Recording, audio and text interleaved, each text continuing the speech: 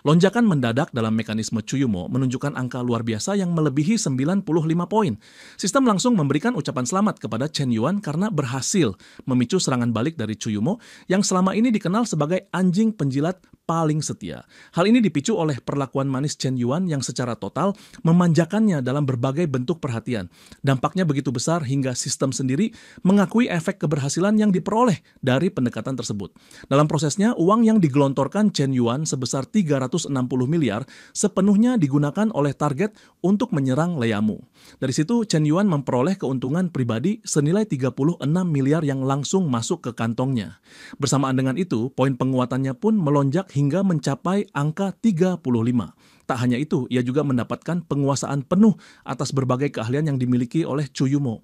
Mulai dari penggunaan senjata, teknik bertarung, bahasa Inggris, permainan Go, piano, hingga kemampuan melukis, semuanya kini berada di bawah kendalinya secara sempurna.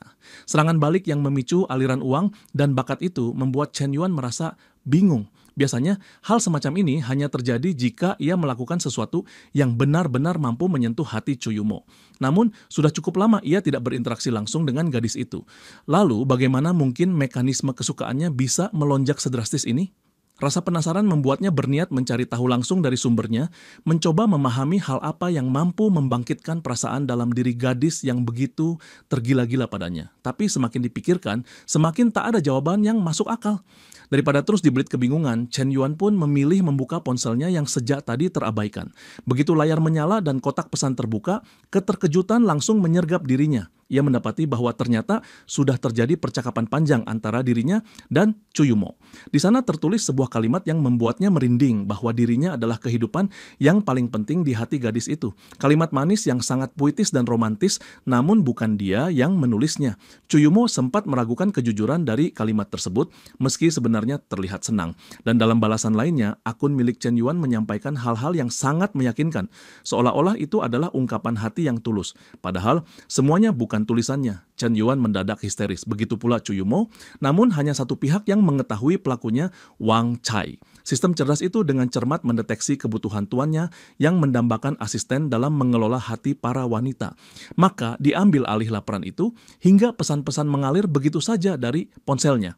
Chen Yuan hanya bisa mematung, syok dengan kenyataan bahwa ponselnya seolah punya nyawa sendiri dan mengobrol dengan banyak orang tanpa seizinnya. Saat ia melihat pesan yang dikirim atas namanya kepada Qining Sui, di situ tertulis bahwa ia benar-benar ingin memeluk gadis itu. Pada streamer Xiaomer, akun Chen Yuan menyuruh si cantik itu untuk mengganti namanya menjadi Sayang Kecil. Zoyuki pun mendapat pesan agar menjaga diri baik-baik.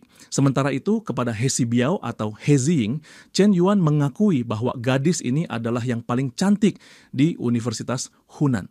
Semua terus berlanjut. Xiao diminta untuk tidak bekerja terlalu keras karena Chen Yuan merasa tak enak hati jika gadis itu jatuh sakit. Shen Suyu pun mendapat pesan yang menyentuh bahwa di usianya yang menginjak angka 30, ia masih memancarkan sisi kewanitaan yang lembut dan penuh pesona. Tak ketinggalan, Go Xuanyin, seorang aktris, juga menjadi sasaran pujian.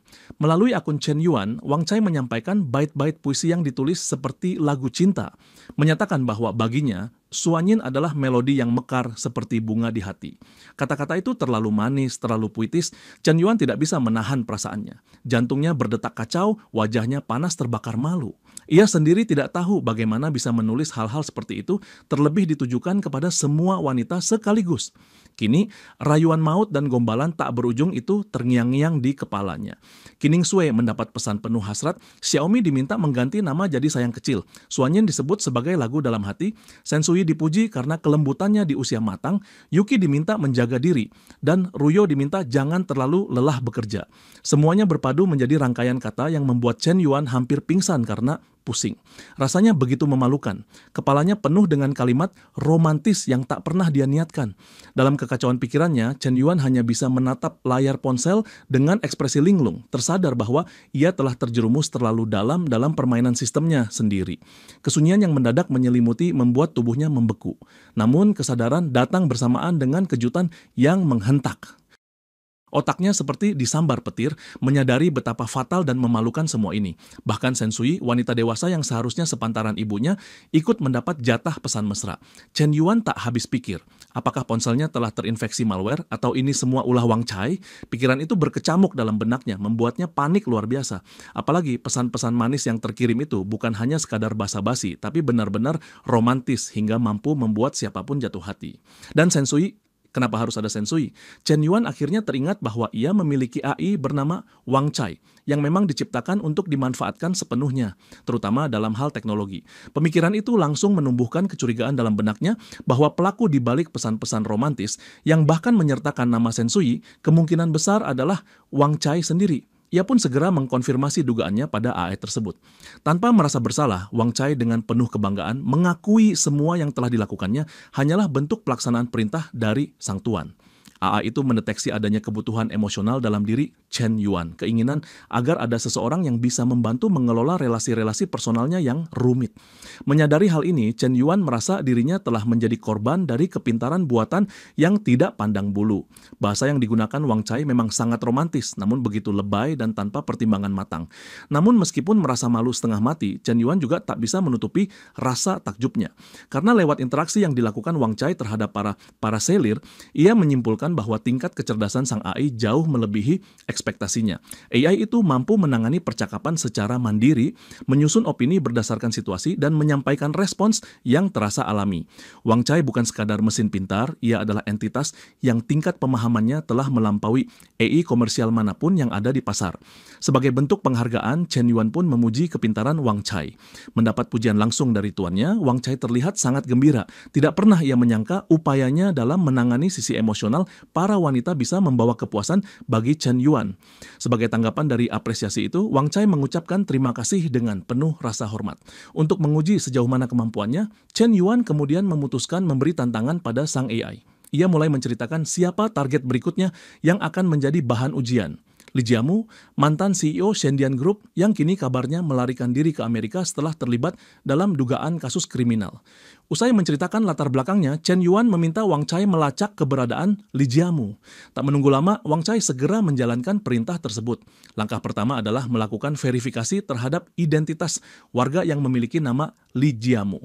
Setelah itu, ia mengakses data potret wajah Li Jiamu dan membandingkannya secara global dengan berbagai citra yang tersedia. Proses pencarian dimulai dengan memanfaatkan jaringan satelit dunia. Beberapa menit berlalu dan akhirnya Wang Cai menemukan sosok yang cocok dengan wajah yang telah diverifikasi sebelumnya. Target itu ternyata adalah seorang tunawisma yang terlihat sedang berbaring di sebuah sudut kota di wilayah Kumo. Pria itu benar-benar adalah Li Jiamu yang dulunya pernah berjaya di dunia bisnis Shanghai. Melihat keadaan yang begitu menyedihkan dari seseorang yang dulu disegani oleh para pebisnis kelas atas, Chen Yuan hanya bisa ternganga. Ia tak menyangka bahwa seseorang yang begitu hebat bisa jatuh sedemikian rendah menjadi gelandangan di negeri asing. Pikirannya pun dipenuhi rasa tak percaya. Li Jiamu, sang tuan muda keluarga Li, kini hanya beralaskan kardus dan berselimut potongan kotak bekas, tertidur pulas di tengah jalan. Saat ia sedang menikmati tidur siangnya, sekelompok anak muda melintas dan merasa iba. Mereka lalu melempar beberapa koin ke arah pria itu. Namun cara mereka memberikan sumbangan itu terkesan merendahkan. Mereka memperlakukan Li Jiamu seperti pengemis yang hina. Ketika Li Jiamu melihat koin-koin tersebut, ia terkejut lalu mendadak emosi meledak. Ia membentak keras dan membanting sumbangan itu, menyatakan bahwa dirinya bukanlah seorang pengemis. Berkali-kali ia mengulanginya dengan nada penuh kemarahan. Respons Li Jiamu membuat para remaja itu kesal. Bagi mereka, Li Jiamu seharusnya tahu berterima kasih karena sudah dibantu. Tetapi kenyataannya, pria itu justru memarahi mereka dengan kasar. Emosi pun meledak dari pihak anak-anak muda itu. Mereka tak menerima perlakuan Li Jiamu dan segera memperlihatkan sikap mereka layaknya hantu yang sedang meneror mangsa. Salah satu dari mereka kemudian memerintahkan temannya, John, untuk memberikan pelajaran pada pria tua itu. Tanpa ragu, mereka pun mulai melancarkan kekerasan fisik. Tendangan dan pukulan menghujani tubuh Li Jiamu, membuatnya tak berdaya. Sambil menghina dan memaki, mereka melampiaskan kemarahan mereka padanya, mengusirnya seolah pria itu layak masuk neraka. Usai menganiaya Li Jiamu, para remaja itu pergi dengan rasa puas telah menyalurkan frustrasi mereka. Sementara itu, tubuh Li Jiamu terkapar dengan luka dan rasa marah yang mendidih. Rasa hina yang ia rasakan meresap hingga ke sumsum tulangnya. Ia tak pernah membayangkan akan mengalami cobaan sekejam ini. Kini, Tidak ada lagi yang menunjukkan kesetiaan padanya. Semua orang yang dahulu tunduk kini menghilang entah kemana, meninggalkannya sendirian. Satu-satunya yang tersisa adalah orang-orang yang melihatnya tak lebih dari seorang pengemis. Di tengah penderitaan yang mencekik, Lijiamu hanya bisa menjerit dalam hati. Namun di antara orang-orang yang lewat, ada segelintir yang masih menunjukkan empati. Kali ini bukan bocah-bocah agresif, melainkan orang tua yang emosinya lebih terkendali. Salah satu dari mereka bahkan datang mendekat sambil membawa donat yang baru dibeli dari supermarket. Melihat kondisi Lijiamu yang terbaring di lantai jalan, membuat hati seorang nenek tua merasa pilu. Nasib pria itu tampak begitu menyedihkan, terlantar tanpa keluarga, tanpa satupun orang yang peduli. Nenek itu segera menyadari bahwa Lijiamu pasti belum makan dan jelas tidak memiliki uang, maka ia pun menyerahkan donat yang tadinya ingin ia makan sendiri, meletakkannya dengan pelan di samping tubuh Lijiamu yang tertidur. Tak ingin menyakiti harga diri pria itu, sang nenek memilih tak berkata banyak. Ia hanya membisikkan doa tulus berharap Tuhan memberkati pria yang kini jatuh sedalam itu. Setelah mengutarakan harapannya, ia segera berbalik dan melangkah pergi. Lijiamu yang sempat memperhatikan kepergian si nenek merasa terharu. Tak ada amarah dalam hatinya karena kebaikan nenek itu begitu tulus dan tak mengandung rasa merendahkan. Tidak seperti para bocah yang melempar sumbangan dengan sikap menghina, sang nenek menunjukkan penghargaan sejati bagi orang yang sedang kesulitan. Begitu sang nenek benar-benar pergi menjauh, Lijiamu mulai menatap donat yang ada di hadapannya. Dengan perlahan ia memakannya dan rasa syukur membuncah di dadanya. Rasa manis dan lembut dari donat itu terasa seperti kemewahan yang sudah lama hilang dari hidupnya. Air mata mengalir tak tertahankan di wajahnya. Sudah terlalu lama ia tidak menyentuh makanan bersih dan layak seperti ini. Selama ini satu-satunya yang ia makan hanyalah sisa-sisa dari tempat sampah. Sementara itu kejadian menyedihkan yang menimpa Lijiamu disaksikan langsung oleh Chen Yuan. Namun, alih-alih ternyuh, ia justru asik mengupil. Sama sekali tak menunjukkan empati. Sebab, baginya kejahatan yang dilakukan Lijiamu di masa lalu sangatlah besar, hingga ia tidak merasa peduli dengan bagaimana kehidupan tuan muda keluarga Li berakhir.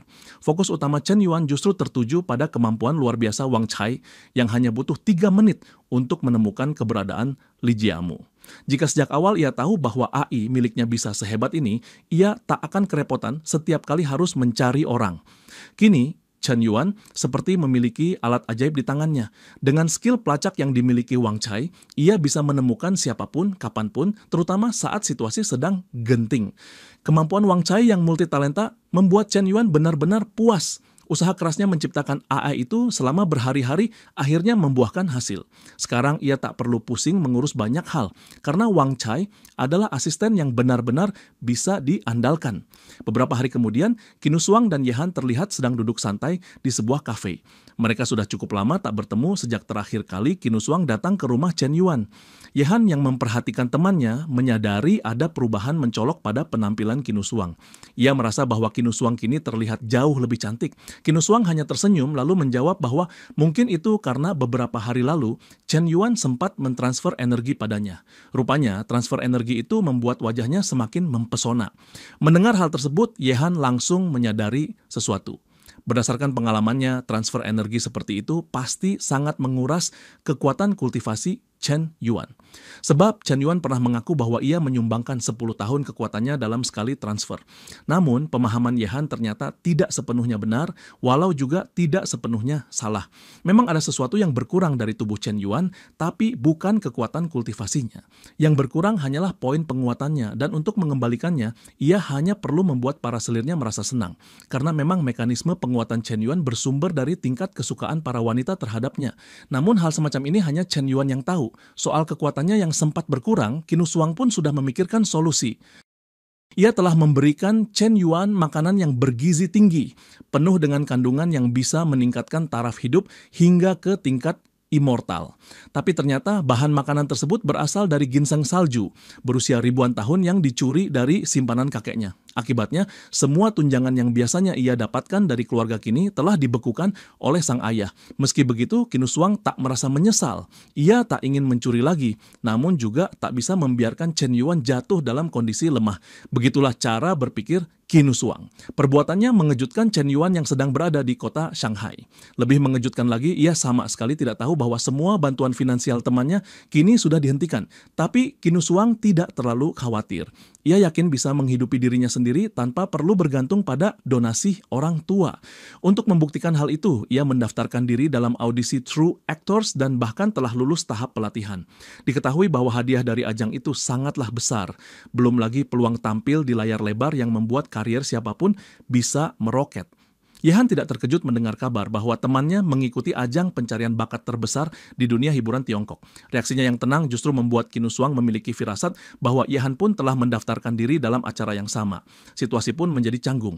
Qin Shuang memanfaatkan kesempatan itu untuk menggoda temannya, menyindir bahwa mana mungkin ada orang yang rela meninggalkan posisi sebagai CEO grup Longhua demi ikut ajang pencarian bakat. Yehan pun akhirnya mengaku bahwa ia memang telah mendaftar.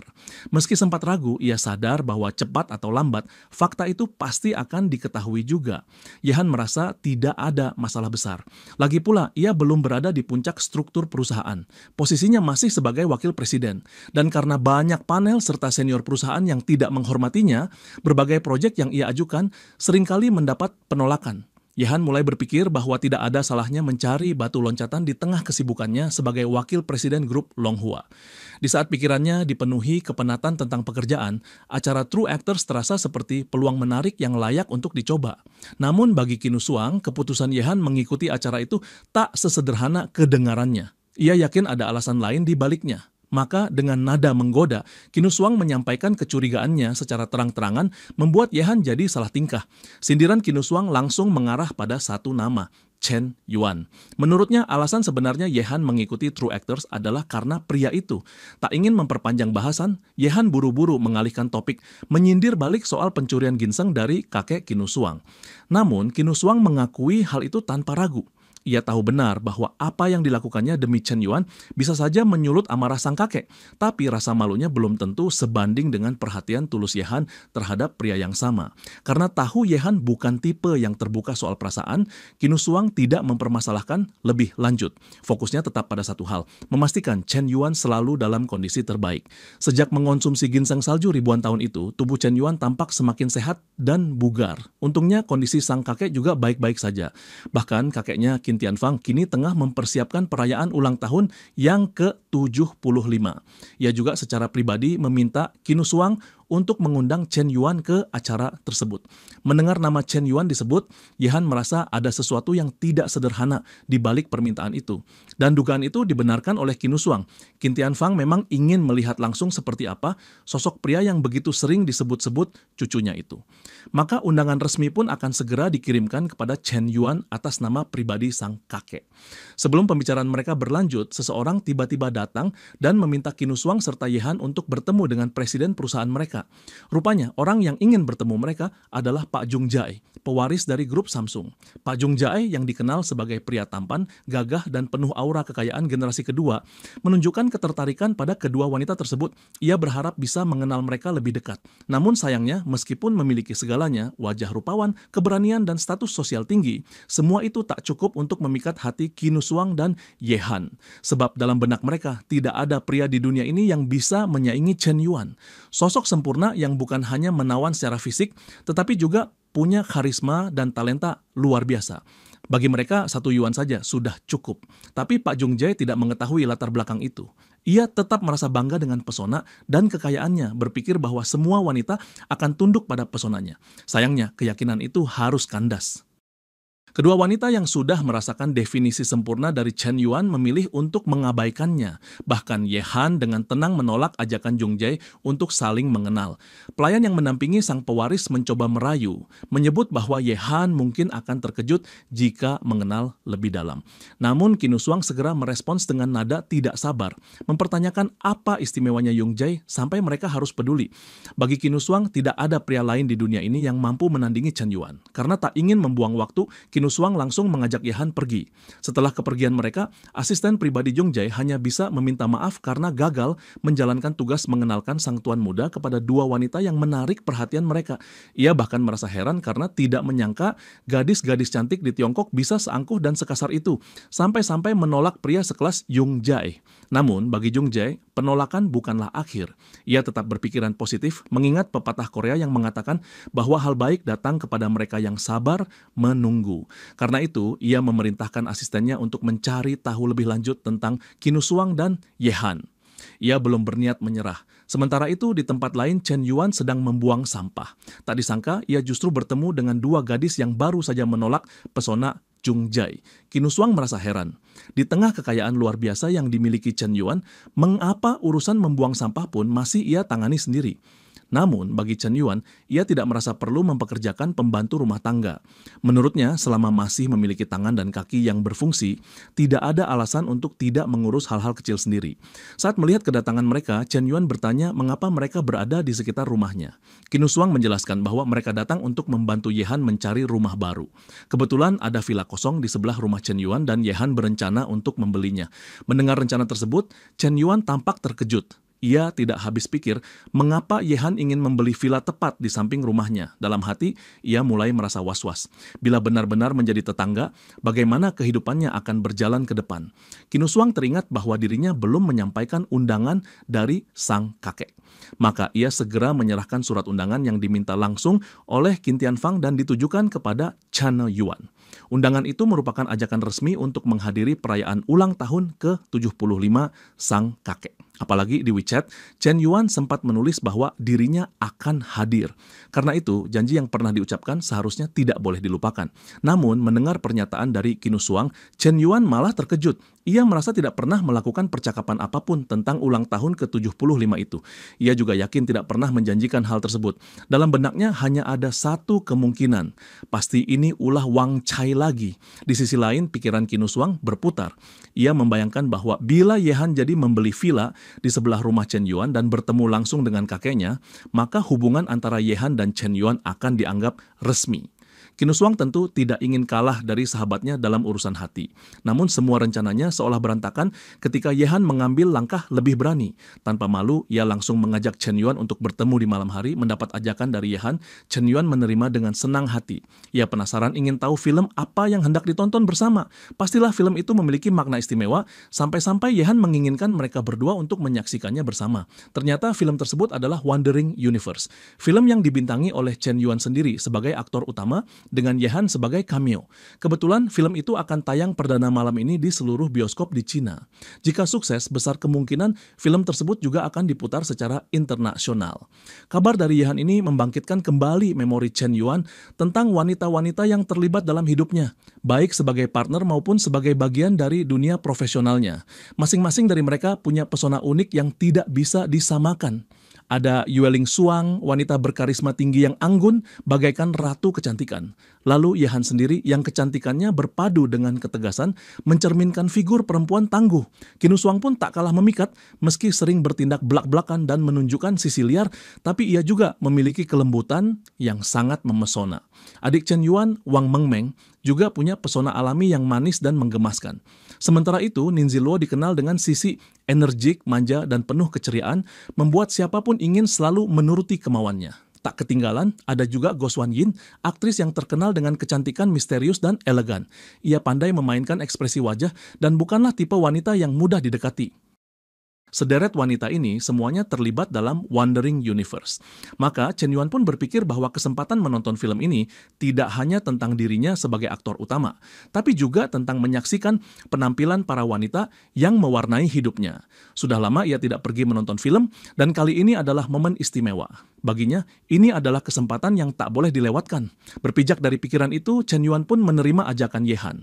Namun keputusan itu membuat Qin Shuang panik. Bila Chen Yuan dan Yehan menonton berdua, maka peluang untuk menunjukkan perasaannya akan lenyap. Apalagi Qin Shuang sendiri juga tampil sebagai cameo di film tersebut.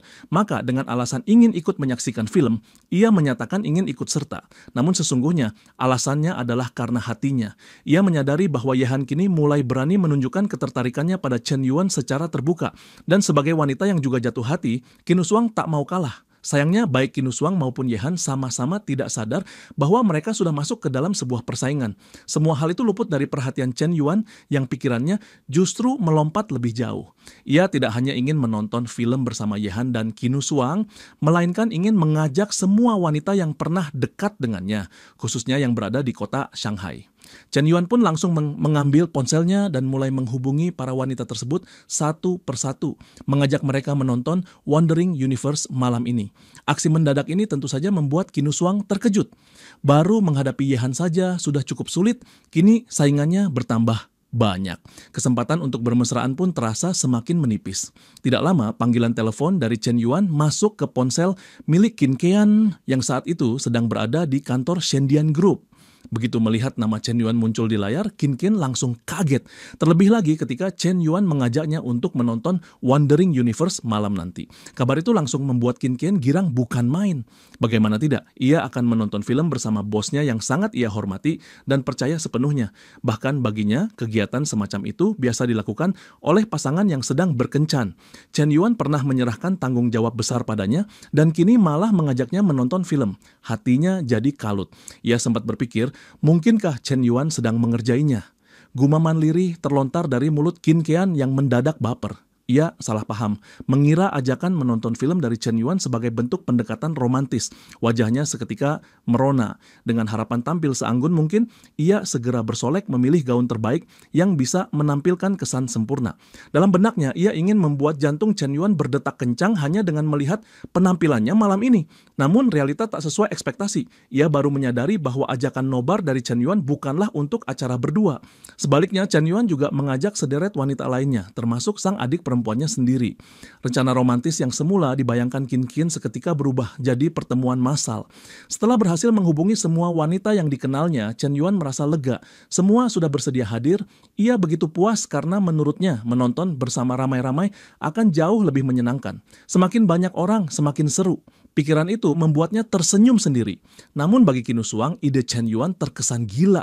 Ia bergumam penuh kecewa. Merasa jumlah saingan kini kian banyak, Yihan pun berpikiran serupa. Namun Chen Yuan tidak melihatnya sebagai masalah. Ia justru merasa ini solusi cerdas. Semua wanita yang terlibat dalam produksi film tersebut tentu ingin menonton bersama Chen Yuan.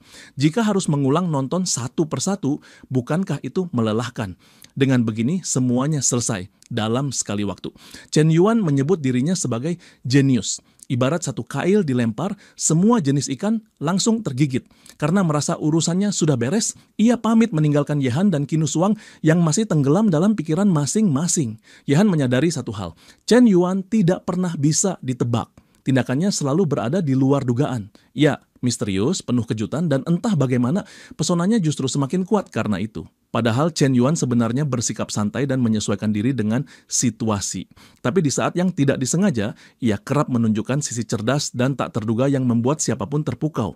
Dalam kekagumannya itu, Yihan merasa kesal. Ia membaca sederet komentar buruk tentang Wandering Universe di media sosial. Dan cuitan-cuitan itu membuat darahnya mendidih. Chen Yuan sendiri tidak terlihat marah, tapi Yihan sangat terganggu oleh kata-kata keji yang berseliweran di internet. Akun Space Blaster menulis bahwa Wandering Universe sangat tidak direkomendasikan. Bahkan si pemilik akun bersumpah akan menjilat ludahnya sendiri jika film itu ternyata bagus. Artinya, ia bersedia menarik semua hinaannya dan mengakui penyesalannya di depan umum. Lain lagi dengan akun Warrior Flower yang menyebut film itu tak lebih dari tontonan tak senonoh yang bisa membuat penonton mimpi buruk. Ia bahkan menyarankan semua yang terlibat di dalamnya untuk hengkang dari dunia perfilman. Ada pula akun Big Life yang mengatakan bahwa Wandering Universe hanyalah ajang pamer deretan wanita cantik yang mengelilingi satu pria utama. Baginya, kelebihan film ini hanya terletak pada visual pemainnya, sementara isi ceritanya pasti payah dan tidak layak tonton. Ironisnya, semua komentar buruk itu ditulis oleh orang-orang yang bahkan belum menyaksikan filmnya. Padahal, Wandering Universe baru akan tayang perdana malam itu. Tak lama kemudian, waktu yang dinantikan pun tiba. Wandering Universe siap diputar. Chen Yuan sudah berada di mall mengenakan masker agar identitasnya tidak dikenali publik. Ia tidak ingin orang-orang tahu bahwa sang bintang utama datang langsung untuk menonton pemutaran perdananya. Sesampainya di lantai tempat bioskop berada, Chen Yuan melihat kerumunan penonton yang mengantre membeli tiket. Saat melewati area tersebut, tanpa sengaja telinganya menangkap suara percekcokan sepasang kekasih. Mereka sedang berdebat soal film yang akan mereka tonton. Perempuan itu bernama Onkom bersikeras ingin menonton film tertentu. Sedangkan pria bernama Okang tampaknya punya preferensi berbeda. Aku sangat ingin menontonnya. Begitulah suara lirih Onkom yang penuh harap saat memohon pada pacarnya, Okang, agar mereka menyaksikan Wandering Universe. Namun Okang tetap bersikeras, baginya film itu tidak menarik. Ia lebih memilih film hot and spicy yang menurutnya lebih layak ditonton. Pemikiran Okang yang sudah termakan hoax tentang Wandering Universe membuatnya keras kepala. Tapi Onkom tidak menyerah. ia tetap pada pendiriannya karena baginya film yang dibintangi oleh Chen Yuan atau yang lebih dikenal sebagai Tuan Yuan pasti layak untuk disaksikan. Oncom tahu betul sepak terjang Chen Yuan di dunia bisnis. Nama baiknya menggaung di mana-mana, terbukti dari banyaknya perusahaan besar yang dimiliki serta dedikasinya dalam membantu kaum miskin melalui yayasan sosial yang ia dirikan. Baginya, pria dengan reputasi sebaik itu pasti juga memiliki kualitas akting yang luar biasa. Selain itu, Oncom juga tahu bahwa Wandering Universe digarap dengan budget tinggi dan deretan artis serta pendatang baru yang cantik-cantik turut membintangi film ini. Sudah sejak lama ia menantikan pemutaran film tersebut. Dari masa produksi hingga akhirnya tayang perdana di seluruh bioskop di Tiongkok, hari ini adalah puncak impiannya. Ia ingin menyaksikan langsung film yang telah dinantikannya sejak lama. Tapi sayangnya, meski Oncom sudah berusaha menjelaskan panjang lebar, Okang tetap bersikap egois. Ia bahkan menjelek-jelekkan film yang belum ia tonton. Bagi Okang, Wandering Universe hanyalah film murahan, dengan aktor utama yang memaksakan diri untuk tampil. Tak disangka, suara lain menyela. Nasihat itu datang dari Chen Yuan sendiri yang tanpa disadari berada di dekat mereka. Ia menyarankan agar seorang pacar sebaiknya tidak terlalu keras menolak keinginan pasangannya, apalagi untuk hal sesederhana menonton film. Tidak ada salahnya menyenangkan hati wanita yang disayang. Namun Okang menanggapi dengan sinis. Ia balik menyindir Chen Yuan, menyebut bahwa siapapun tak berhak mencampuri urusan pribadinya. Lebih lucunya lagi, Okang mengira Chen Yuan adalah seorang jomblo yang datang sendirian ke bioskop. Ia bahkan mengatakan bahwa orang seperti Chen Yuan tidak akan bisa punya pacar. Tanpa ia sadari, pria yang ia hina secara langsung itu adalah Chen Yuan, aktor utama dari Wandering Universe yang sedang ia cemooh. Ironisnya, seolah semesta ingin membalas hinaan tersebut, dua wanita cantik tiba di tempat kejadian tepat pada waktunya. Mereka adalah Lindsay Luo dan Wang Mengmeng. Keduanya tampil memesona layaknya selebritas papan atas. Wajah Lindsay Luo memancarkan keanggunan yang dewasa. Kulitnya putih bersih, rambut bergelombang berkilau, dan riasan minimalis yang tetap memukau. Sementara Wang Mengmeng hadir dengan gaya khas gadis muda yang ceria. Rambut panjangnya dikuncir dua, menampilkan sisi imut nan alami yang memancarkan pesona khas remaja. Kehadiran mereka langsung mematahkan hinaan Okang secara telak. Dengan santai, Lindsay Luo membalas ucapan sinis Okang dan menanyakan siapa bilang pria ini tidak bisa punya pacar. Seketika para pria yang berada di sekitar mereka tak bisa menyembunyikan kekagumannya. Mereka mengagumi kecantikan Lindsay Luo dan Wang Mengmeng seolah sedang menjadi juri di ajang Miss Universe. Banyak yang menilai bahwa kedua gadis ini pantas mendapatkan nilai 9 dari 10. Angka setinggi itu hanya diberikan pada wanita yang tidak hanya cantik secara fisik, tapi juga memiliki kecantikan batin yang terpancar. Para pria yang melihat mereka pun berbisik iri. Betapa beruntungnya Chen Yuan dikelilingi oleh wanita-wanita Bak Dewi yang turun dari kayangan. Nasib seperti ini tak dimiliki oleh banyak pria. Namun di tengah decak kagum itu, kesalahan fatal dibuat oleh Okang. Tanpa berpikir panjang, ia ikut-ikutan memuji kecantikan Wang Mengmeng dan Lindsay Luo. Padahal saat itu ia sedang bersama pacarnya Oncom.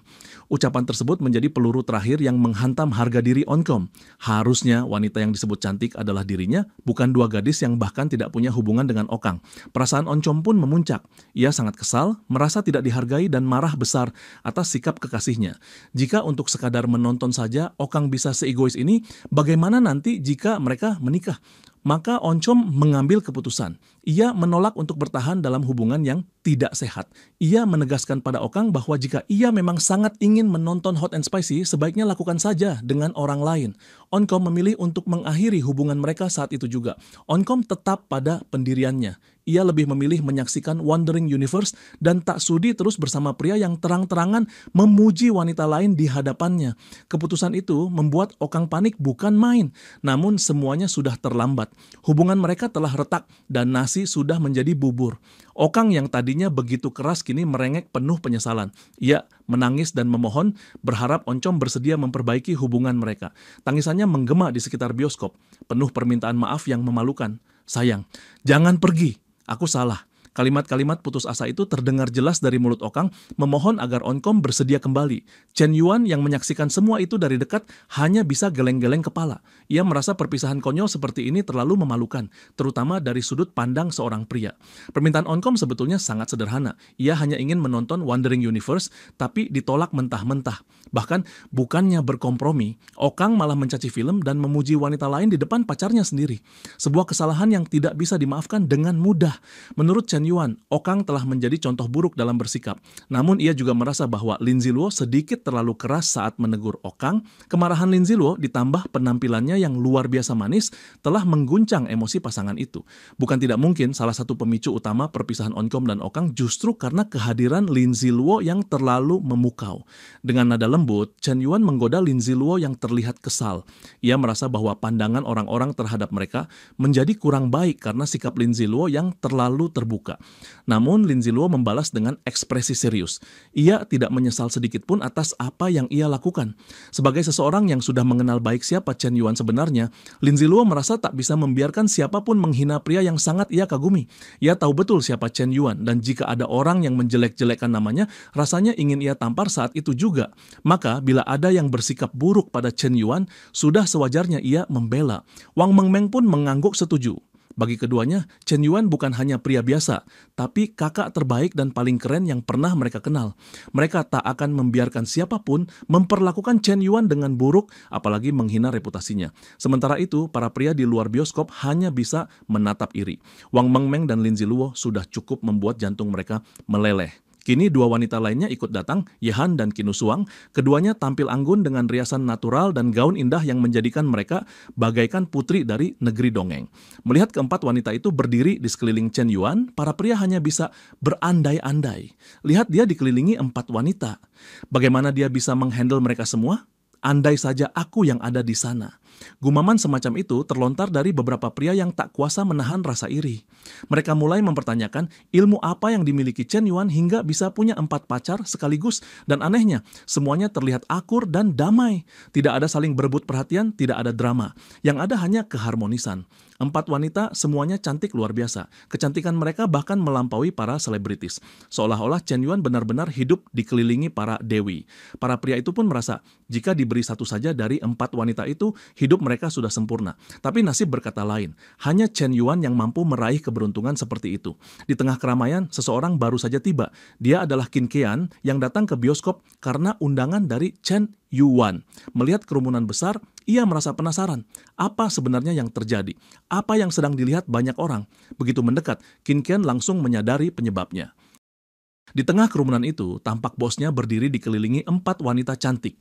Ia mengenali semuanya. Ada Wang Mengmeng, adik Chen Yuan yang memang tidak terlalu ia pikirkan. Tapi 3 lainnya, Kinusuang, Yehan, dan Lin Ziluo, adalah wanita yang pernah ia lihat bermesra dengan Chen Yuan.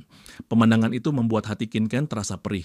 Ia sempat mengira bahwa ajakan menonton film dari Chen Yuan adalah tanda khusus, bahwa bosnya mungkin tertarik padanya. Ia bahkan sempat berpikir bahwa ia diajak berkencan. Tapi ternyata itu hanya bagian dari rencana besar Chen Yuan untuk mengajak semua wanita yang dikenalnya menonton bersama.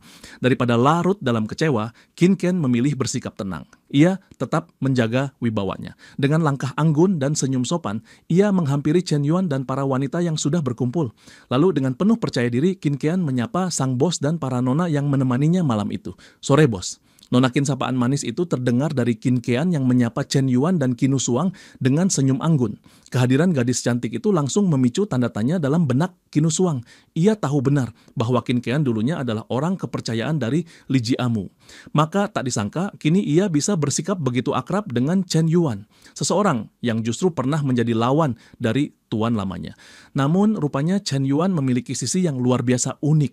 Ia mampu mengubah orang yang dulunya loyal kepada musuh menjadi sekutu yang setia. Kini Qin Kean adalah bagian dari lingkaran dalam Chen Yuan dan bukan lagi seseorang yang berdiri di sisi Li Jiamu. Kekaguman Kinusuang pada pria tampan itu pun semakin bertambah.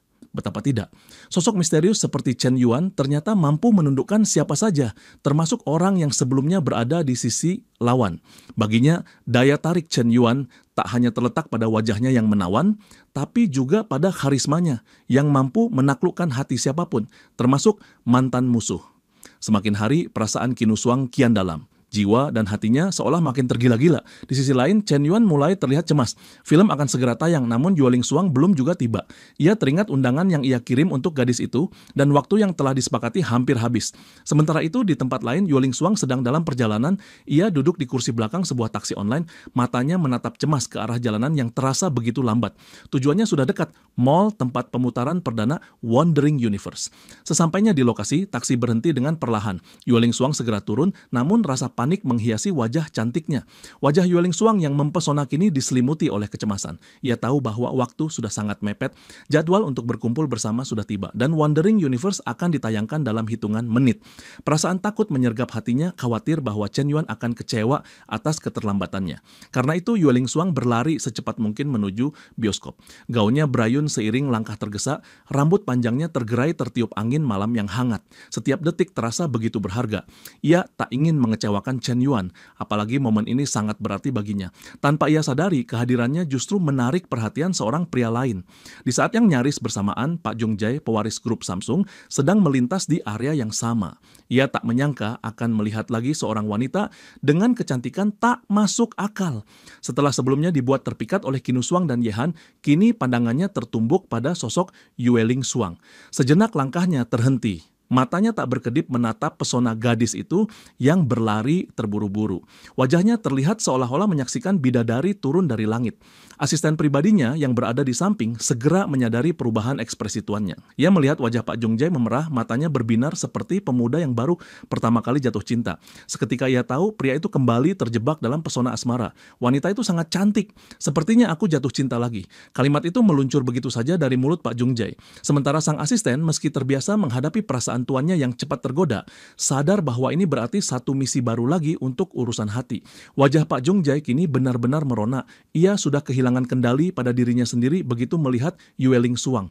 Tak perlu waktu lama, asisten pribadinya pun mulai menyusun rencana. Kali ini ia harus kembali membantu Pak Jung Jae mendekati wanita yang telah mencuri hatinya, seorang gadis dari negeri tirai bambu yang memiliki wajah dan aura seperti dewi dari kayangan. Sementara Pak Jung Jae masih larut dalam lamunannya tentang Yueling Suang, sang wanita yang menjadi pusat perhatiannya kini sedang menatap layar ponsel, memastikan waktu yang tersisa sebelum pemutaran Wandering Universe dimulai. Melihat bahwa ia masih sempat untuk menonton, Yueling Suang merasa bersyukur ia belum terlambat. Namun fokusnya terhadap waktu seketika teralihkan ketika Pak Jung Jae yang masih terpesona akan pesonanya memberanikan diri untuk mendekat. Dengan rasa percaya diri penuh, pewaris grup Samsung itu menyapa dengan gaya elegan yang ia yakini tak tertandingi. Ia menyebut Yueling Suang sebagai nona cantik dan mulai menonjolkan status serta pesona dirinya sebagai pria tampan dari negeri ginseng lengkap dengan aura imut yang ia anggap memikat. Dengan lugas dan tanpa basa-basi, Pak Jung Jae menawarkan perkenalan. Namun, semua kelebihan itu tak memiliki makna di hadapan Yueling Suang. Sebagai salah satu wanita dalam lingkaran dekat Chen Yuan, tidak ada pesona pria lain yang sanggup menggoyahkan hatinya. Sosok Chen Yuan jauh melampaui standar. Sisi maskulin, elegan, cerdas, misterius, dan berkarisma, semuanya ada padanya. Bahkan jika pria lain membawa sejuta kelebihan, mereka tetap terlihat biasa di samping Chen Yuan. Pak Jung Jae pun hanya menerima balasan dingin dari Yueling Suang. Ia menolak dengan halus namun tegas mengatakan bahwa dirinya sedang sibuk. Tatapan matanya memancarkan ketidaksukaan, merasa terganggu dengan kehadiran pria asing itu.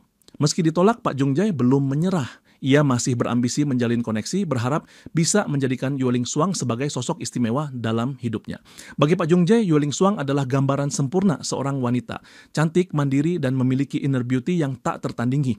Tak heran bila ia nekat meminta Yueling Suang untuk bertukar kontak. Ia menyebut bahwa bila sang gadis merasa tidak nyaman, ia bebas menghapus nomornya kelak. Tapi untuk saat ini, ia hanya ingin satu kesempatan, menjalin komunikasi dari hati ke hati. Sayangnya, semua itu hanyalah kedok untuk menutupi niat tersembunyinya. Ketulusan yang ditampilkan ternyata penuh paksaan. Tanpa ia sadari, sikap memaksa yang dibalut kepura-puraan lembut hanya akan menimbulkan kemarahan. Yueling Suang yang semakin lama semakin kesal akhirnya menatapnya dengan dingin. Tatapannya tajam bagaikan silet yang siap mengiris harga diri lawan. "Apa kau pantas jadi teman?" Kalimat tajam itu keluar dari mulut Yueling Suang. Ia membandingkan Pak Jung Jae dengan Chen Yuan dan jelas hasilnya memalukan bagi pewaris grup Samsung. Namun Pak Jung Jae menolak kalah. Ia mengangkat dagunya dan mengungkapkan bahwa dirinya adalah pewaris dari 3 cabang Samsung, pemilik kekayaan miliaran. Ia merasa dipermalukan oleh wanita Tiongkok yang berani merendahkannya seperti itu. "Beraninya kau meremehkanku." Harga dirinya terkoyak. Amarah perlahan menyelimuti tubuhnya. Ia mulai kehilangan kesabaran dan menunjukkan sikap kasar. Ia bahkan mencoba menyentuh Yueling Suang dengan maksud menegaskan dominasinya. Tapi satu hal yang ia tidak tahu, wanita yang sedang ia ganggu bukanlah sosok lemah. Sejak kecil, Yuling Suang sudah menjalani pelatihan fisik yang keras, mirip latihan militer. Ia adalah ahli bela diri. Maka ketika tangan Pak Jung Jae mencoba menyentuhnya, ia langsung merespons dengan cekatan. Ia mencengkeram tangan pria itu dengan keras, membuatnya meringis kesakitan. Tak berhenti sampai di situ, Yuling Suang langsung membanting tubuh Pak Jung Jae ke lantai dengan gerakan cepat dan akurat. Dasar pria sialan, suara dinginnya menggetarkan. Posisi mereka berada di jalanan dekat mall sehingga kejadian itu langsung menjadi tontonan umum. Orang-orang yang menyaksikannya bersorak kagum. Dia mengalahkan pria itu dengan telak, seru salah satu warga. Gerakannya luar biasa, teriak warga lain yang ikut terpukau. Jangan ganggu aku lagi, atau kau akan merasakannya sekali lagi. Peringatan itu diucapkan Yuling Suang dengan suara lantang. Aura wibawa dan ketegasan terpancar dari tubuh mungilnya. Ia tidak memberi ruang untuk kompromi. Namun di sisi lain, kejadian ini menjadi luka bagi harga diri Pak Jung Jae. Dirinya, pria mapan dan tampan, kini dipermalukan di depan umum. Dendam mulai tumbuh di dalam hatinya. Ia menyimpan niat untuk membalas penghinaan itu. Asisten pribadinya yang melihat kejadian tersebut langsung berlari menghampiri. Ia sangat terkejut melihat tuannya tergeletak di tanah, wajah merah karena marah dan malu. Dengan tergesa, ia membantu Pak Jung Jae berdiri dan memapahnya menjauh dari kerumunan. Sementara bara dendam di mata pewaris grup Samsung itu semakin membara. Setelah insiden memalukan di jalanan, Pak Jung Jae tak hanya menyimpan dendam. Ia bahkan menyumpahi Yuling Suang dengan makian keji. Menyebutnya wanita rendahan. Tekadnya membara. Ia bersumpah akan membuat wanita itu menyesal karena telah menolak perhatiannya dan menghancurkan harga dirinya di depan umum. Padahal dirinya lah yang sejak awal memaksakan diri. Sudah jelas-jelas ditolak namun tetap mengejar dengan paksaan. Pak Jung Jae tumbuh dalam lingkungan yang memberinya kepercayaan diri tinggi. Ia terbiasa mendapatkan apapun yang diinginkan. Itulah sebabnya ia merasa berhak bertindak semaunya. Bahkan jika harus menggunakan cara yang tidak bermoral, ia tak ragu melakukannya. Sementara itu, wanita yang menjadi sasaran, obsesinya telah sampai di bioskop. Yuling Suang melangkah perlahan di dalam ruangan gelap, mencari keberadaan bosnya di antara bangku penonton. Setelah menatap ke kanan dan kiri, matanya akhirnya menemukan Chen Yuan yang duduk tenang. Ia pun segera menghampiri kursi yang telah disiapkan sebelumnya oleh pria itu. Karena datang terlambat, Yuling Suang membungkuk singkat sebagai permintaan maaf. Namun Chen Yuan tak mempermasalahkan hal itu. Yang terpenting baginya, Yuling Suang sudah hadir. Ia hanya mengajaknya fokus pada film yang tengah diputar di layar besar. Reaksi santai dan penuh pengertian itu membuat hati Yuling Suang terasa hangat. Rasa cemasnya sirna. Ia merasa dihargai seolah kehadirannya memang penting bagi pria itu. Film mulai memasuki adegan yang mengharukan, memperlihatkan karakter utama yang diperankan Chen Yuan bersama tokoh wanita dalam kisah tersebut. Akting Chen Yuan tampak begitu alami, hingga penonton serasa ikut hanyut dalam alur cerita. Banyak yang terbawa emosi. Bukan hanya para wanita yang menitihkan air mata, para pria pun tak kuasa menahan haru. Tangis membanjiri seisi bioskop. Suasana mendadak dipenuhi keheningan penuh isak. Namun yang paling mengejutkan adalah respons dari para aktor yang terlibat dalam film itu sendiri. Kim Woo Suang, sang cameo, turut terhanyut. Ia tak menyangka bisa merasakan kesedihan yang begitu dalam. Air matanya mengalir deras seperti air terjun, membanjiri pipinya tanpa henti. Apa ini benar-benar film yang kita rekam bersama? Pikiran itu menyelimuti hati Kim Woo Suang. Ia merasa seolah menonton bukan dirinya sendiri, tapi sesuatu yang jauh lebih menyentuh dari sekadar akting biasa. Film ini memiliki jiwa. Ia pun mulai mempertanyakan siapa sebenarnya Chen Yuan. Bagaimana mungkin pria itu bisa menulis dan berakting seolah telah menapaki dunia perfilman selama puluhan tahun. Padahal ini adalah debut pertama Chen Yuan sebagai aktor. Wandering Universe merupakan film pertamanya, namun kualitas aktingnya jauh melampaui ekspektasi siapapun. Ia juga menulis naskah film ini sendiri dan hasilnya luar biasa. Plot yang ia susun terasa matang dan emosional, seolah ditulis oleh penulis veteran dengan jam terbang ratusan tahun. Kim Woo Suang hanya bisa terkagum-kagum. Ia merasa dirinya belum pernah melihat bakat sebesar ini. Perasaan kagum tak hanya datang dari dirinya. Wang Mengmeng, salah satu cameo lain yang hanya mendapat peran kecil, juga merasa puas. Ia bahkan bersyukur karena di bawah bimbingan Chen Yuan, karakter yang ia mainkan menjadi hidup. Meski durasi tampilnya sangat singkat, karismanya justru memancar. Ia merasa bersinar, bukan meredup. Meskipun aku hanya muncul sebentar dalam film ini, aku tidak pernah menyangka hasilnya akan sebagus ini. Dalam hatinya, Wang Mengmeng mengakui bahwa Chen Yuan seperti memiliki sihir. Segala hal yang disentuh pria itu selalu berubah menjadi keberhasilan. Apapun yang ia lakukan, hasilnya nyaris sempurna. Tak lama, film Wandering Universe pun berakhir. Lampu-lampu ruangan perlahan menyala dan penonton mulai berdiri meninggalkan tempat duduk. Rasa puas terpancar dari wajah mereka. Tidak sia-sia waktu dan uang yang mereka habiskan malam itu. Beberapa dari mereka bahkan mengaku bahwa mereka sempat ragu. Salah satu penonton menceritakan bahwa awalnya ia nyaris tak ingin menonton karena terpengaruh oleh komentar negatif di media sosial. Komentar yang menyebut Wandering Universe sebagai film buruk tidak layak ditonton. Ia percaya pada omongan itu, namun memilih datang untuk membuktikan sendiri. Dan ternyata semua komentar itu salah besar. Wandering Universe justru menjadi film yang sangat layak ditonton. Salah satu penonton menyebut bahwa efek khusus dalam film ini sangat memukau. Teknologi yang digunakan terasa begitu canggih, tak kalah dari film-film produksi Hollywood. Bahkan film Tiongkok ini berhasil menyuguhkan pengalaman sinematik kelas dunia. Tak hanya dari sisi visual, plot cerita Wandering Universe juga dianggap sangat kuat dan mengesankan. Kisahnya penuh makna, emosional, dan dieksekusi dengan rapi. Semua elemen film terasa saling melengkapi, membuat siapapun yang menontonnya terhanyut dan tak mampu melepaskan perhatian. Kesuksesan Wandering Universe tak bisa dilepaskan dari tangan dingin sang sutradara. Ia bukan hanya mengarahkan film ini, tapi juga menuliskan naskah, menjadi pemeran utama, sekaligus mendanai proyek ambisius tersebut. Ia adalah Tuan Yan, nama samaran dari Chen Yuan. Tak heran jika film ini terasa hidup dan menyentuh begitu dalam. Bahkan saking menghayatinya, para penonton meninggalkan bioskop dengan mata bengkak karena terlalu banyak menangis. Komentar positif pun membanjiri film itu seakan tak ada celah yang bisa dikritik. Namun di luar gedung bioskop, seseorang tengah menyusun skenario lain. Pak Jung Jae yang belum puas akan penolakan Yueling Suang sebelumnya telah mempersiapkan rencana balas dendamnya sendiri. Ditemani sang asisten, ia tengah mengumpulkan massa di area luar pusat perbelanjaan tempat Yueling Suang berada. Menurut sang asisten, tidak lama lagi wanita itu akan keluar, apalagi waktu operasional mal hampir selesai. Pak Jung Jae merasa tak perlu terburu-buru. Cepat atau lambat, ia akan bertemu dengan wanita yang telah mencabik-cabik harga dirinya. Sambil menunggu, ia bertanya pada asistennya mengenai asal-muasal orang-orang yang telah dikumpulkan sebagai penonton dadakan. Ia ingin memastikan bahwa tontonan yang akan disajikannya nanti cukup meriah dan dramatis. Sang asisten menjelaskan bahwa massa tersebut terdiri dari anak-anak kaya generasi kedua Shanghai yang keluarganya memiliki hubungan bisnis dengan grup Samsung. Begitu mendengar bahwa Pak Jung Jae butuh bantuan, mereka pun dengan senang hati datang untuk menunjukkan solidaritas. Mendengar hal itu, hati Pak Jung Jae terasa puas. Asistennya bekerja dengan sangat baik, sesuai ekspektasi. Keberadaan para sosialita muda itu makin menegaskan posisinya sebagai pewaris penting grup Samsung. Ia percaya, semua ini akan membuat Yueling Suang menyesal telah menolaknya. Banyaknya anak muda kaya yang berdiri di bawah bendera Pak Jung Jae membuktikan bahwa pengaruhnya di Tiongkok tidak main-main. Dalam pikirannya, Yueling Suang akan segera berlutut memohon maaf. Ia hanya tinggal menunggu waktu.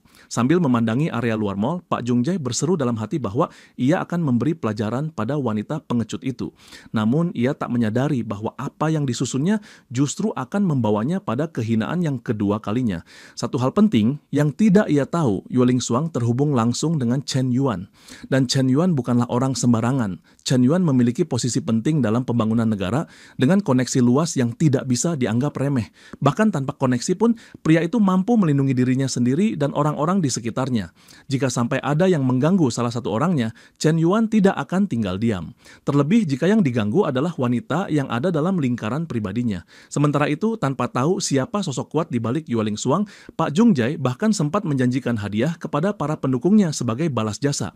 Tak lama, target utama mereka akhirnya muncul di jalanan. Yueling Suang terlihat melangkah santai ditemani beberapa wanita dari lingkaran pribadi Chen Yuan. Mereka tampaknya sedang membicarakan pekerjaan. Yueling Suang berencana mengirim detail pekerjaan itu ke email setelah tiba di rumah. Namun pembicaraan serius di tengah waktu senggang itu membuat Chen Yuan merasa tidak senang. Ia menasihati wanita itu agar menikmati waktu bersantai dan berhenti memikirkan urusan kantor. Namun saat itu pula, perhatian mereka tersedot oleh kilatan cahaya tajam dari lampu mobil yang menyilaukan mata. Sinyal penyerangan telah dimulai. Sekelompok anak-anak kaya yang menjadi bagian dari relasi bisnis grup Samsung mulai bergerak mengepung area sekitar. Chen Yuan berdiri di sisi Yueling Suang, menyadari bahwa wanita itu menjadi target perhatian. Tak butuh waktu lama, bintang utama dari keributan ini menampakkan diri. Pak Jung Jae melangkah maju dengan senyum licik, menyapa Yueling Suang seolah tak terjadi apa-apa. Yueling Suang langsung merasa muak, tatapannya penuh jijik dan jengkel. Ia tak menyangka pria ini masih belum juga kapok. Harusnya Pak Jung Jae berhenti setelah pelajaran keras sebelumnya, namun sekarang ia malah muncul lagi, mengganggu di hadapan Chen Yuan. Dengan suara ketus dan tatapan dingin, Yueling Suang meminta pria itu pergi. Namun semua itu diabaikan. Pak Jung Jae tak memedulikan penolakan yang sudah berkali-kali ia terima. Baginya, amarah wanita itu justru membuatnya semakin tergoda. Ia menganggap kemarahan Yueling Suang sebagai bentuk daya tarik yang tak bisa ditolak. Tatapannya melekat pada sosok cantik di hadapannya dan dengan wajah penuh nafsu, ia kembali menyapanya dengan sebutan manja, Nona cantik. Sungguh tak tahu diri, ia berani menggoda Yueling Suang tepat di samping Chen Yuan. Chen Yuan yang sejak tadi menyaksikan adegan itu tak bisa lagi menahan diri. Tatapan Yueling Suang jelas menunjukkan ketidaknyamanan. Ia merasa terganggu dan sebagai atasannya, Chen Yuan tahu ia harus bertindak. Dengan gerakan cepat, ia menarik tubuh Pak Jung Jae dan menamparnya keras. Tepukan itu bukan sembarangan. Tubuh Chen Yuan menyimpan kekuatan luar biasa. Ia bukan hanya seorang aktor dan penulis naskah, tapi juga memiliki tubuh sekuat seorang pendekar. Banyak yang menyebutnya bak manusia abadi, seorang immortal di dunia modern. Tamparan keras Chen Yuan mendarat tepat di wajah Pak Jung Jae, menghasilkan suara nyaring yang membuat semua orang di sekitar terdiam. Pukulan itu terasa seperti hantaman besi, mengguncang rahang dan harga diri pewaris grup Samsung. Asistennya yang menyaksikan kejadian itu langsung tersulut emosi. Dengan suara penuh amarah, ia menegur keras Chen Yuan. Ia mengingatkan bahwa orang yang baru saja ditampar bukanlah sosok sembarangan. Ia adalah Pak Jung Jae, pewaris langsung kerajaan bisnis raksasa dari Korea. Namun Chen Yuan tetap berdiri tegap, tak sedikit pun menunjukkan penyesalan.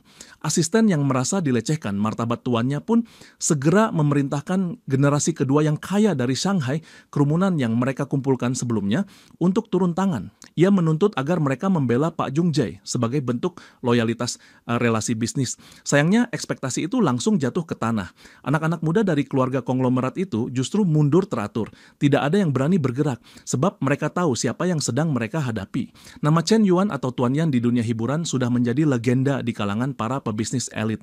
Ia bukan hanya seorang selebriti atau investor sukses, tapi juga seseorang yang mampu menggulingkan keluarga Li, salah satu keluarga paling kuat di Shanghai. Maka, siapa yang berani mencari masalah dengan sosok sekuat itu? Mewakili rekan-rekannya, seorang pemuda dari generasi kedua maju dan membungkuk kepada Chen Yuan. Dengan sopan, ia menjelaskan bahwa mereka tidak tahu siapa sebenarnya target dari rencana yang dibuat asisten Pak Jung Jae. Kini setelah mengetahui bahwa orang itu adalah Chen Yuan, mereka memilih untuk mundur, meminta maaf dan berjanji akan menyampaikan permohonan resmi secara pribadi di lain waktu.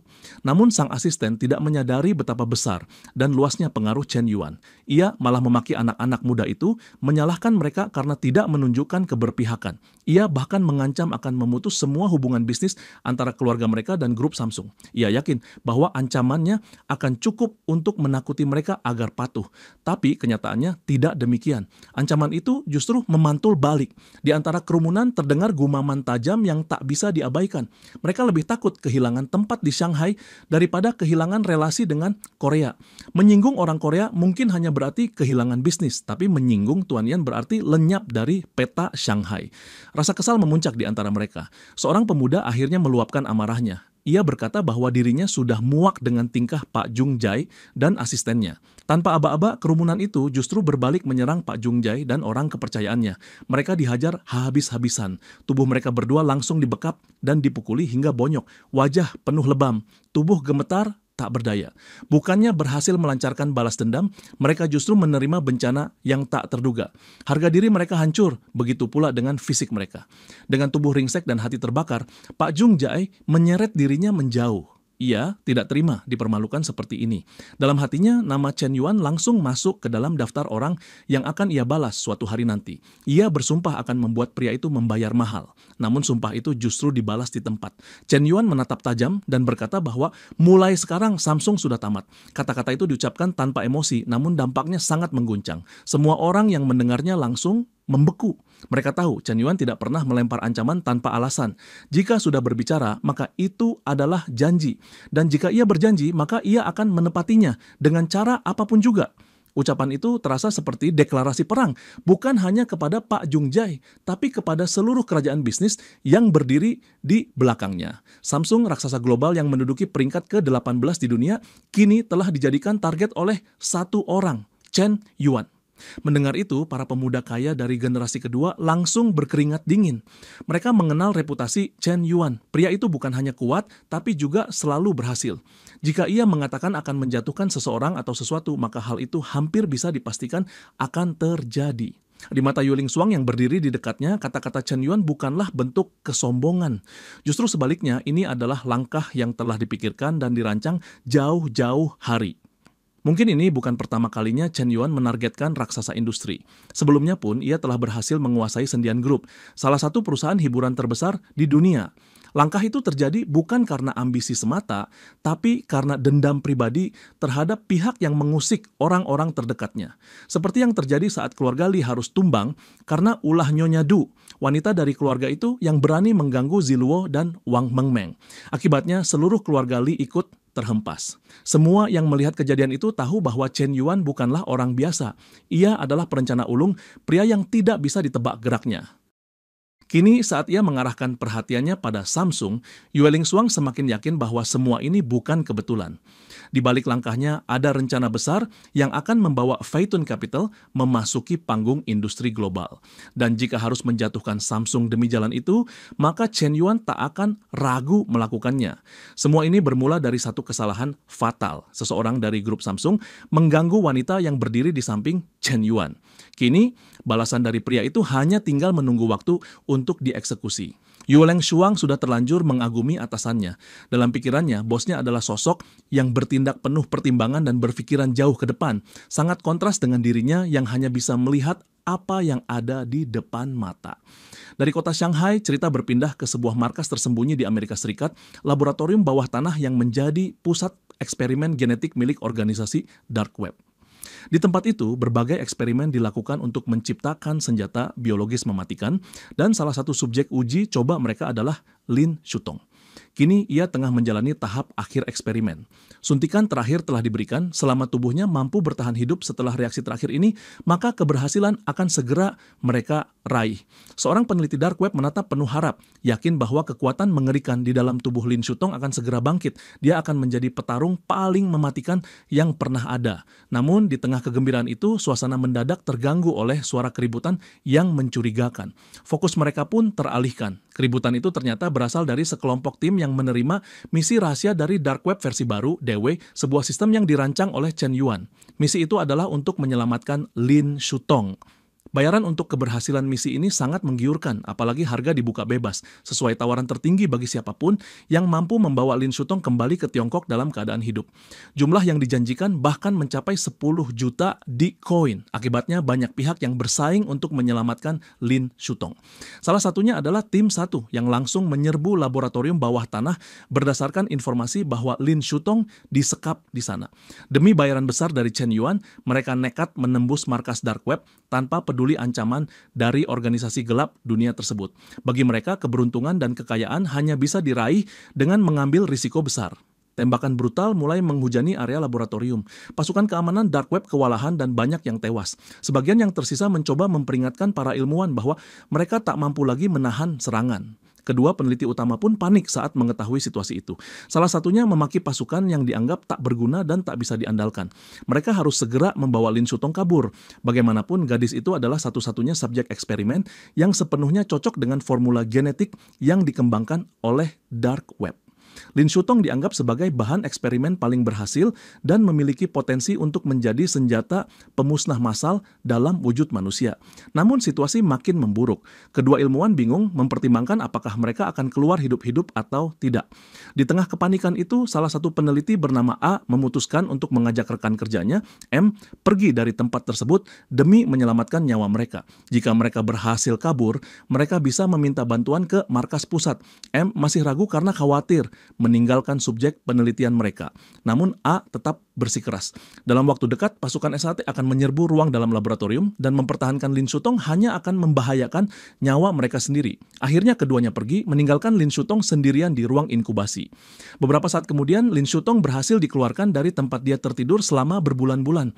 Setelah sekian lama tak melihat dunia luar, dia akhirnya bisa menghirup udara segar lagi. Saat membuka mata, dia sudah berada di dalam mobil. Seorang perempuan dari tim 1 menjelaskan bahwa mereka menemukannya dengan suhu tubuh mencapai 5 50 derajat. Suhu yang bisa membunuh orang biasa, tapi Lin Shuntong tetap hidup. Itu membuktikan betapa kuatnya tubuhnya. Namun Lin Shuntong bingung, mengapa orang-orang asing ini rela menyelamatkannya tanpa mengenalnya sama sekali. Seorang anggota tim 1 mengatakan bahwa mereka hanya menjalankan misi untuk membawanya kembali ke Cina. Lin Shuntong makin penasaran, ingin tahu siapa sosok di balik misi penyelamatan ini. Sayangnya tim 1 tidak tahu siapa pemberi misi itu. Yang mereka tahu hanyalah bahwa orang itu menjanjikan bayaran 10 juta di koin atau setara dengan 3,7 miliar yuan asalkan mereka berhasil membawa Lin Shuntong pulang ke negaranya. Jumlah fantastis itu membuat para pembunuh bayaran di seluruh dunia ikut mengincar Lin Shuntong. Dalam hatinya, Lin Shuntong mulai mencurigai seseorang yang sangat dia kenal. Sosok yang cukup kaya dan tidak segan menghamburkan uang dalam jumlah besar. Hanya satu nama yang terlintas di benaknya, Chen Yuan, pria yang pernah menjadi kekasihnya. Hatinya pun terenyuh. Ia merasa bahwa Chen Yuan masih peduli dan belum menyerah padanya. Betapa baiknya pria itu, namun kini dia telah kehilangan orang sebaik itu dengan tangannya sendiri. Tangis pun pecah tanpa bisa ia tahan. Air mata mengalir deras di wajahnya, membuat anggota tim 1 kebingungan. Mereka mengira Lin Shuntong akan bersyukur diselamatkan, tapi justru melihatnya menangis hebat seperti itu. Mereka hanya bisa terdiam. Penyesalan itulah yang menghantam Lin Shuntong hingga menangis sejadi-jadinya. Ia merasa sangat menyakiti Chen Yuan di masa lalu, namun pria itu tetap menolongnya. Air mata terus mengalir tanpa henti, mengaburkan wajahnya yang cantik. Yang tidak dia ketahui adalah kenyataan sebenarnya. Alasan Chen Yuan menolongnya bukan karena cinta, melainkan murni karena rasa kemanusiaan. Misi penyelamatan itu bukan didasari oleh harapan untuk balikan, melainkan hanya bentuk tanggung jawab moral. Kebetulan juga misi penyelamatan ini bertepatan dengan peluncuran sistem dark web terbaru yang dikembangkan oleh Chen Yuan. Sistem itu dibuat dari kerangka asli milik Tuan X dan misi Lin Shuntong digunakan sebagai uji coba. Bila ada yang menerima dan menjalankan misi tersebut, berarti sistem barunya berhasil. Kebetulan pula Lin Shuntong adalah target yang ditawan. Jadi dengan satu misi, Chen Yuan bisa menyelamatkan mantan kekasihnya sekaligus mengacaukan organisasi dark web dari dalam. Namun ketenangan itu tidak bertahan lama. Pihak dark web tidak rela kehilangan subjek eksperimen mereka yang paling berhasil. Mereka telah melakukan uji coba genetik selama bertahun-tahun dan selalu gagal, sampai akhirnya menemukan keberhasilan melalui tubuh Lin Shuntong.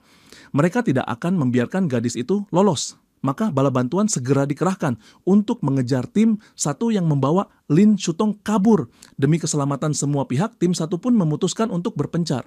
Sebagian membawa Lin Shuntong, sisanya menahan pasukan pengejar agar bisa melarikan diri. Pertarungan brutal terjadi di pabrik tua tempat mereka berpencar. Baku hantam dan tembakan menggema di antara dua kubu. Sayangnya jumlah pasukan dark web jauh lebih banyak. Tim 1 terdesak, 3 nyawa menjadi tumbal. Betapa sialnya mereka. Uang tak mereka dapatkan, nyawa pun melayang.